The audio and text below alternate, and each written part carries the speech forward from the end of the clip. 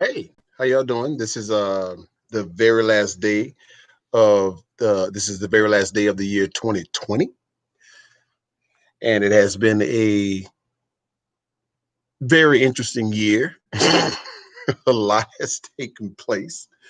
We've had some very uh, interesting situations that took place with how we will go forward with our new normal, dealing with our unfortunate necessity to social distance from each other. Uh, it only put a damper in our being able to express human compassion in the way that we are actually meant to, and that is by being able to touch one another. Because that physical touch is just so important, and it is crucial to our existence as beings upon the face of the planet, being that we were actually put here as social beings. And now we have to social distance from each other just to stay alive, you know. And it's a lot to digest, actually. I'm making this video because I want to touch on something that's probably unimportant to many, but so important to many more, and that is the situation of this particular celebration, or any celebration for that matter, but this particular celebration, because this is where we're at right now with New Year's and what's taking place inside of prison houses and jails on New Year's Day. I can only personally speak from what's taking place with what I know happens with convicts. These are men and women who have been incarcerated for a number of years, and in many instances, decades. And so I want to get that out, and it's not anything complicated or complex. So I'll just get right to it and tell you exactly what's happening. With those of you who may have loved ones that are incarcerated, and those of you who know friends and other associates or whatever that are incarcerated, or know someone who has someone that's incarcerated, and what that individual who's locked up behind prison bars is actually going through at this particular time period of New Year. So at midnight, what's going to happen is we're really at 5 minutes to midnight. What's going to take place is something that's completely unique. Um, the guys will probably begin at about 10 minutes to midnight, uh, going from individual to individual, wishing them a happy new year, believe it or not. Um, Beefs are set aside just for the moment. Any kind of conflicts or miscommunication that the men may have with each other is pushed to the side for a moment, because what's important to them right now is to begin to make amends with certain things that are going on inside them, inside their minds, and within their lives. The phones are all being occupied right now.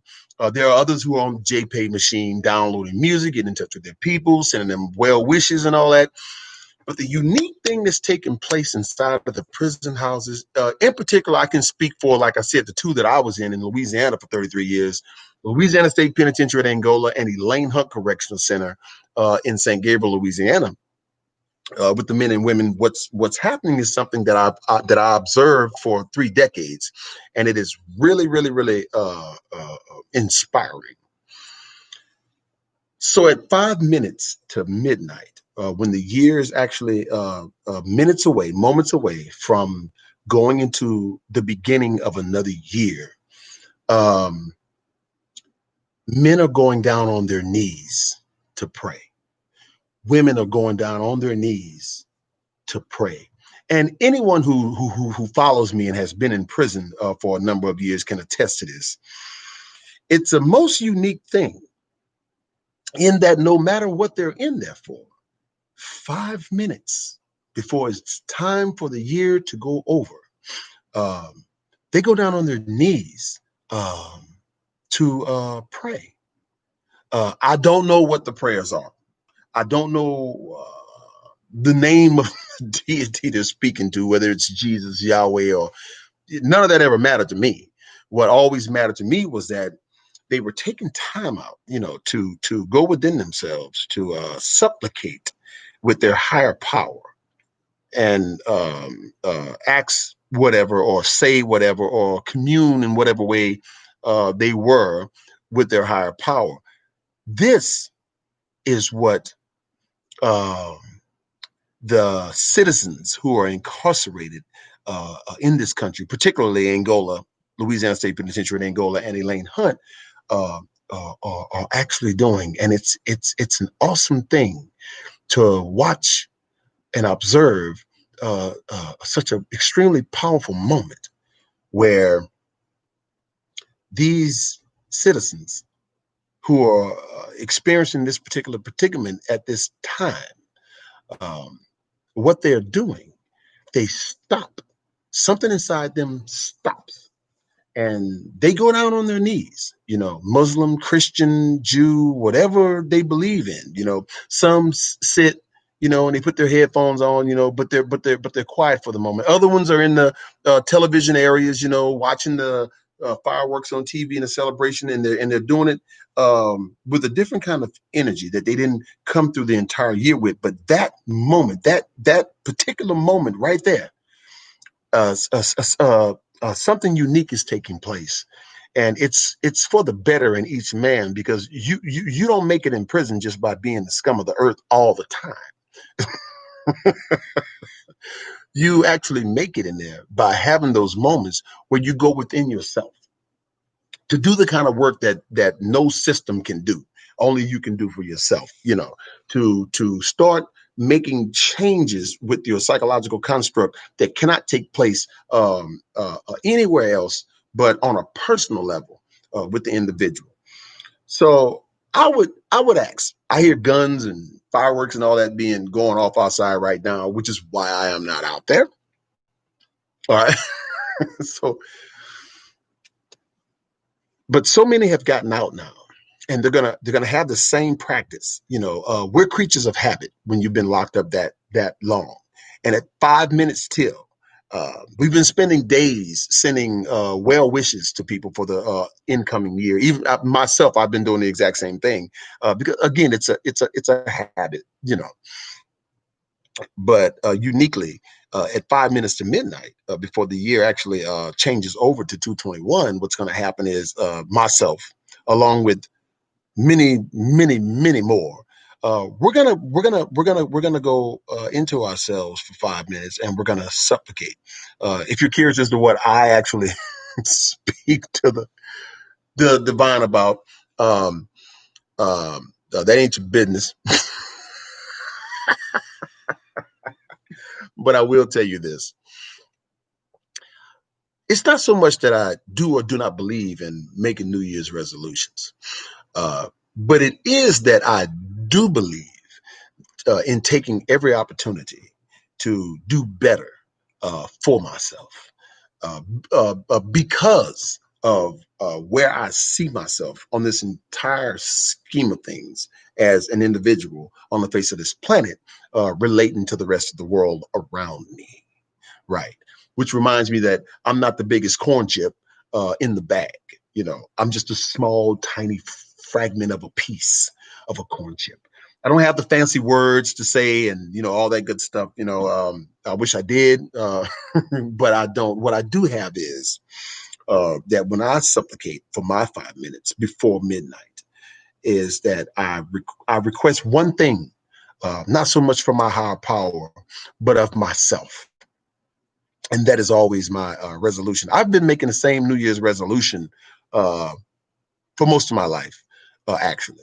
And that resolution is this, and I will share that with you: that I would be more compassionate in the year coming than I have been in the year I am stepping out of. Let me repeat that: that I will be even more compassionate in the year coming than I was in the year that I am leaving out of.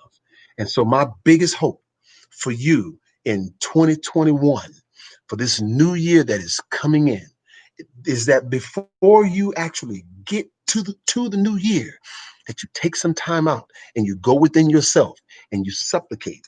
And if it is beneficial for you, that you too, especially in light of what I started out talking about, of the situation that we're going through right now, with not being able to socialize as we were put up here on the face of the earth to do, because we are social beings, I would ask that you would uh, look within yourselves to do something as simple as be more compassionate in the year that is coming than you have been in the year that you're stepping out of.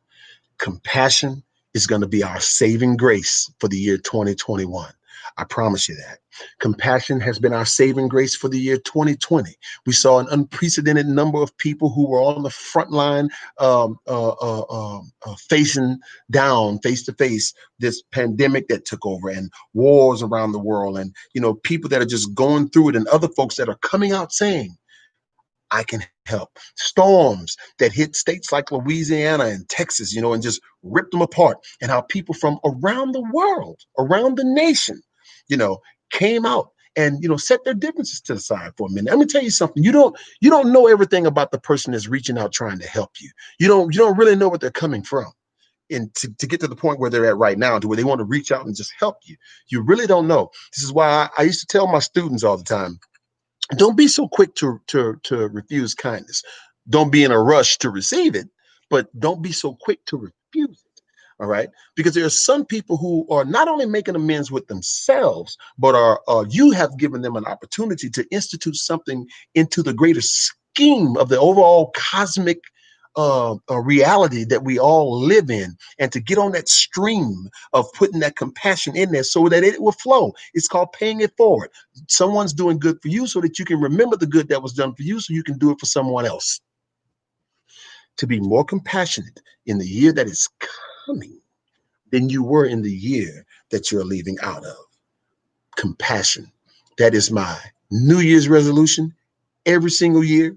I don't make resolutions to make zillions of dollars. Because to me that's kind of far reaching. Hey, look, I'm content with ramen soup and a chip and a soda.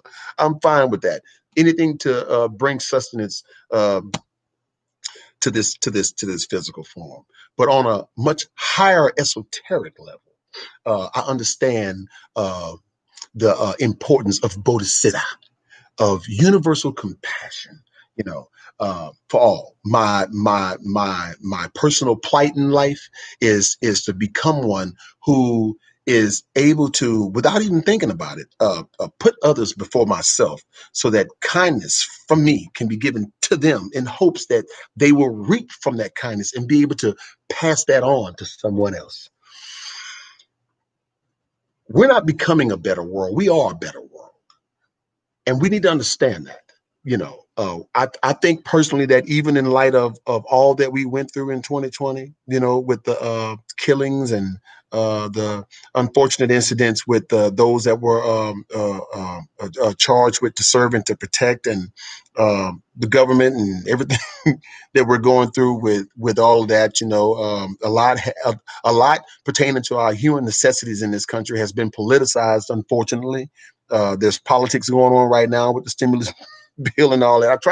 I pay attention to all that stuff, but I try not to get in debates about those kind of things, because they're gonna be what they are, So the one thing that I do have a lot to say about is how we collectively choose to treat one another, and I think that we can get better because we are doing better. Follow me on that. We can get better because we're already doing better, and the predicament that we're placed in right now with the COVID situation is a classic example of how just fantastic and how great we actually are as social beings, showing compassion to one another.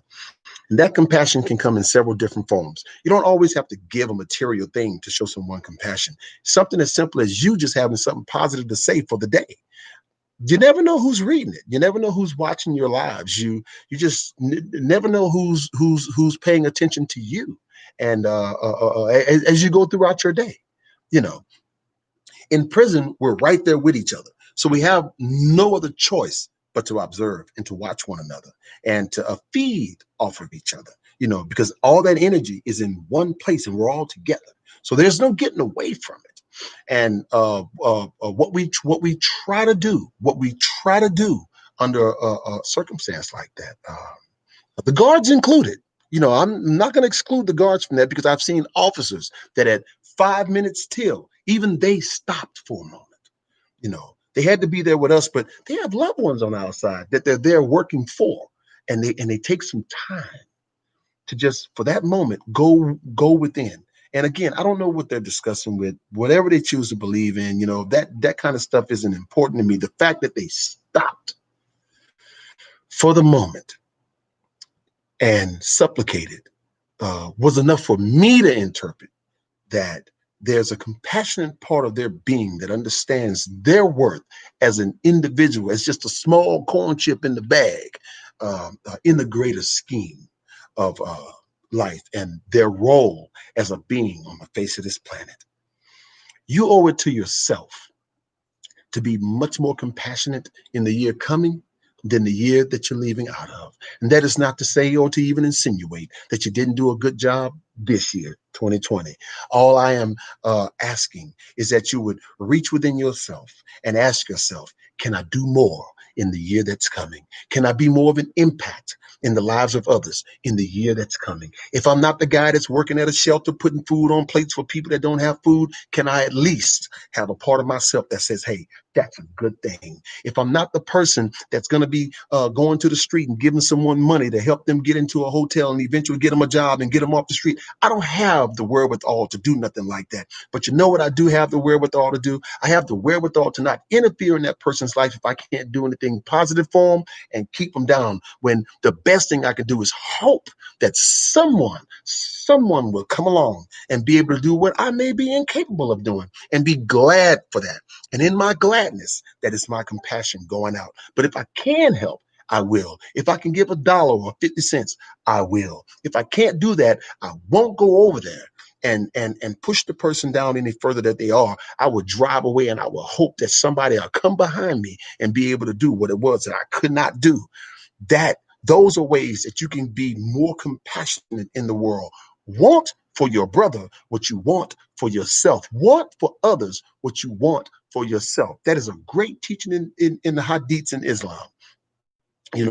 No man truly believes until he wants for his brother what he wants for himself. None of us is a true believer. None of us is a true believer until we want for others what we want for ourselves. And if it is the best that you want for yourself, want that exact same thing for others. If it is compassion that you want shown to you, by all means, show that you want the same thing for others by giving it to them. You don't always have to be physically present to give it.